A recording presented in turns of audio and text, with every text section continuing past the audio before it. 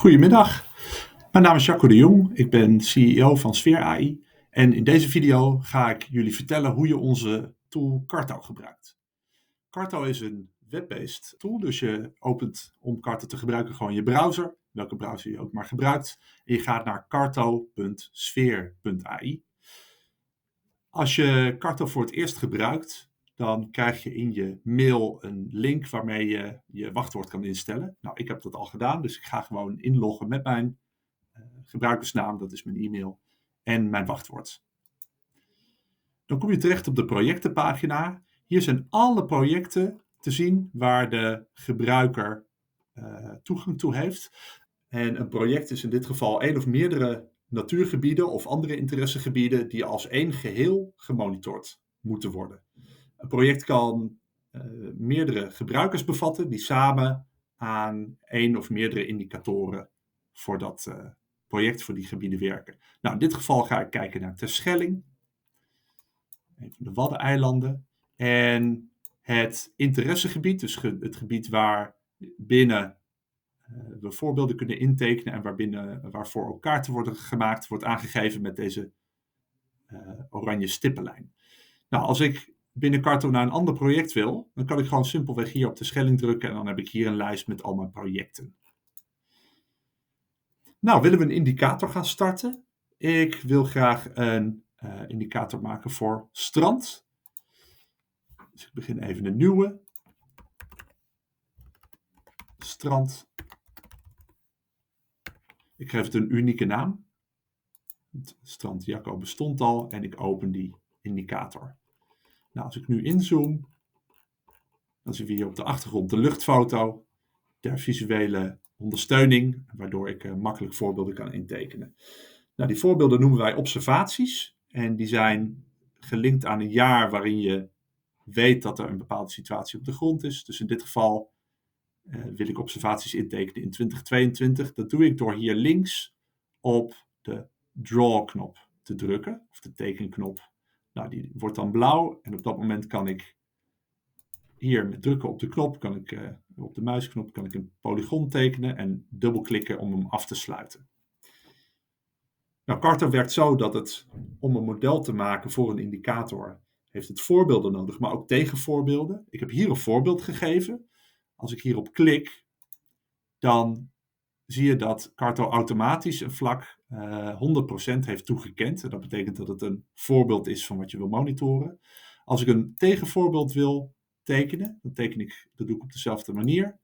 Dus ik teken hier in de duinen een polygon dat geen strand is. Maar dan moet ik er nogmaals op klikken en deze naar 0 zetten. Of enig percentage ertussenin als er sprake is van een mengvorm. Ik zal aan de andere kant ook nog even een voorbeeld intekenen op het wat. Dus ik zoek gebieden waarvan ik verwacht dat hij het misschien verwart. En ik zeg, hey, de Waddenkant moet je ook niet zien als strand. Ik wil echt alleen Noordzeestrand zien. En ik klik op Train model. Nou, wanneer het model begint te trainen, krijg je daarvan een notificatie. Dat kan soms, als het druk is op de server, een tijd duren. In dit geval was het in een paar seconden klaar. En kunnen we hierdoor op bekijk voorspelling te drukken de kaart zien. Die is er gelijk voor het hele interessegebied. En die is er ook voor alle jaren die ik hier op de balk zie. Als ik deze voorspelling wil gaan onderzoeken, dan is het handig om soms een drempelwaarde voor die voorspelling in te stellen. Dat kan bij instellingen. En hier bij die drempelwaarde kan ik het percentage aangeven. Als een voorspelling onder dat percentage zit, dan wordt het transparant gemaakt. Dus in dit geval zeg ik alles waar het model minder dan 50% strand voorspelt, wil ik weghalen. En dan zie je dat dit overblijft. Vanaf dit moment kan ik iteratief het model gaan corrigeren of gaan bekrachtigen. Dus in dit geval zie ik dat hij hier strand heeft doorgetrokken in de duinen. Ik ben het daar wel mee eens. Ik wil dat wel meenemen.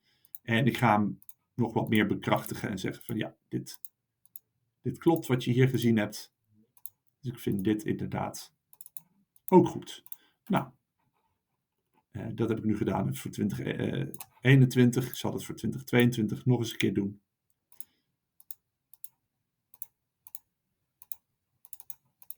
Zo, Nou, dan ga ik het model hertrainen.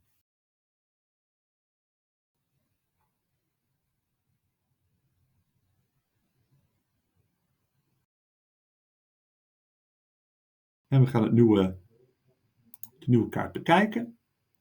Kijk, dan zien we dat hij door het intekenen van mijn nieuwe voorbeeld heb ik bekrachtigd dat hij dit soort plekken als strand moet zien. En als ik dan vind dat dat weer iets te veel de duinen inkomt, dan kan ik zeggen, ik wil dat je dit soort plekken waar al een beetje duinvegetatie begint te ontstaan, niet ziet als strand. Hertrain ik nog 1 keer het model.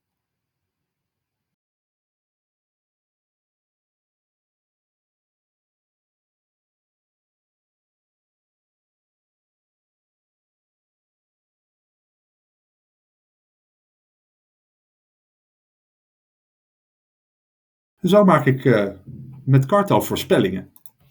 Nou, als je nou niet tevreden bent over een model, dan kun je de laatste observaties die je hebt ingetekend weghalen.